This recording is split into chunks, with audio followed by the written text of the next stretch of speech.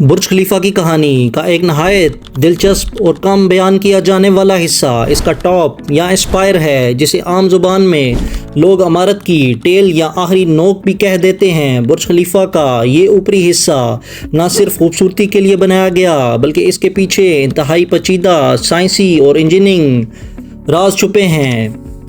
سب سے پہلے یہ سمجھنا ضروری ہے کہ کسی بھی بہت اونچی عمارت کا سب سے زیادہ حساس حصہ اس کا اوپری حصہ ہوتا ہے۔ جتنی اونچائی زیادہ ہوگی اتنا ہی زیادہ خطرہ تیز ہواؤں، آسمانی بجلی اور الیکٹرک کرنٹس کا ہوگا۔ برج خلیفہ کا اسپائر تقریباً 200 میٹر لمبا ہے، جو اسے دنیا کی سب سے نمایاں عمارت بناتا ہے۔ آرکیٹیکٹس اور سائنسدانوں نے اس حصے کو ڈیزائن کرتے وقت کئی بڑے چیلنجز کا سامنا کیا۔ سب سے بڑا مسئلہ تھا ہوا کا دباؤ۔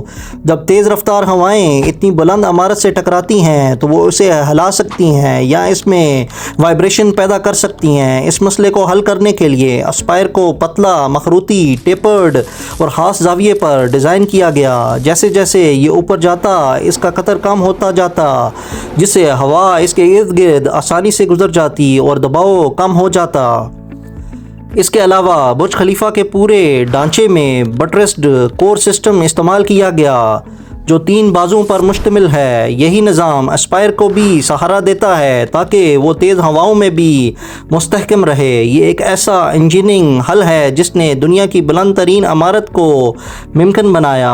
آسمانی بجلی اور تھنڈر سٹورم کی جب بادلوں میں بجلی بنتی ہے تو وہ عموماً زمین پر سب سے اونچی چیز کو نشانہ بناتی ہے۔ چونکہ برج خلیفہ دنیا کی بلند ترین عمارت ہے، اس لیے یہ بجلی کے لیے ایک قدرتی ہدف ہے، لیکن یہی وہ جگہ ہے جہاں اس کا اسپائر ایک حفاظتی نظام کے طور پر کام کرتا ہے۔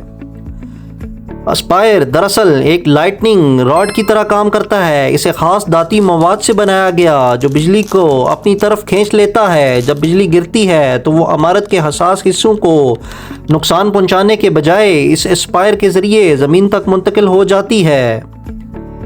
اس نظام کے اندر ایک مکمل نیٹ ورک ہوتا ہے جسے ارتھنگ سسٹم کہتے ہیں۔ یہ نظام بجلی کو محفوظ طریقے سے زمین میں منتقل کرتا ہے۔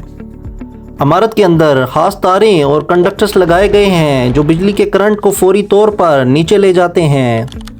اس طرح نہ صرف عمارت محفوظ رہتی ہے بلکہ اس میں موجود لوگ اور الیکٹرانک سسٹم بھی محفوظ رہتے ہیں۔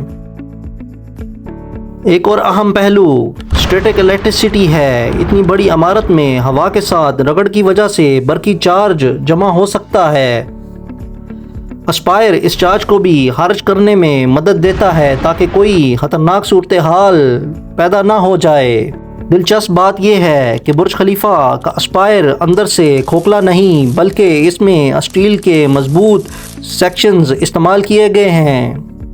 اس زمین پر الگ الگ حصوں میں تیار کیا گیا اور پھر کرینز کے ذریعے اوپر لے جا کر جوڑا گیا۔ آخری مراحل میں اسے اندر سے جیک کر کے اوپر اٹھایا گیا، جو کہ انتہائی پیچیدہ انجینئرنگ عمل تھا۔ اسپائر کا ایک اور کام عمارت کی ایروڈائنامکس کو بہتر بنانا تھا۔ اگر یہ حصہ نہ ہوتا تو ہوا کی رفتار عمارت کے اوپر زیادہ دباؤ ڈال سکتی تھی۔ اس کی موجودگی ہوا کو سموتھ فلو دیتی ہے جس سے وائبریشن کم ہوتی ہے۔ یوں کہا جا سکتا ہے کہ برج خلیفہ کا یہ اوپری حصہ صرف ایک خوبصورت نوک نہیں بلکہ ایک مکمل حفاظتی نظام ہے۔ یہ بجلی کو جذب کرتا ہے، کرنٹس کو زمین میں منتقل کرتا ہے، ہوا کے دباؤ کو کم کرتا ہے اور پوری عمارت کو مستحکم رکھتا ہے۔ آخر میں جب ہم رات کے وقت برج خلیفہ کو چمکتا ہوا دیکھتے ہیں تو ہمیں صرف اس کی خوبصورتی نظر آتی ہے، لیکن حقیقت میں اس کی ہر لائن، ہر زاویہ اور خاص طور پر اس کا اسپائر ایک سوچے سمجھے سائنسی ڈیزائن کا نتیجہ ہے۔ یہ اس بات کی بہترین مثال ہے کہ جدید انجینئرنگ نہ صرف خوبصورتی پیدا کرتی ہے بلکہ حفاظت کو بھی یقینی بناتی ہے۔ یہی وہ راز ہیں جو برج خلیفہ کو صرف دنیا کی بلند ترین عمارت نہیں بلکہ دنیا کی سب سے ذہین عمارتوں میں سے ایک بناتا ہے۔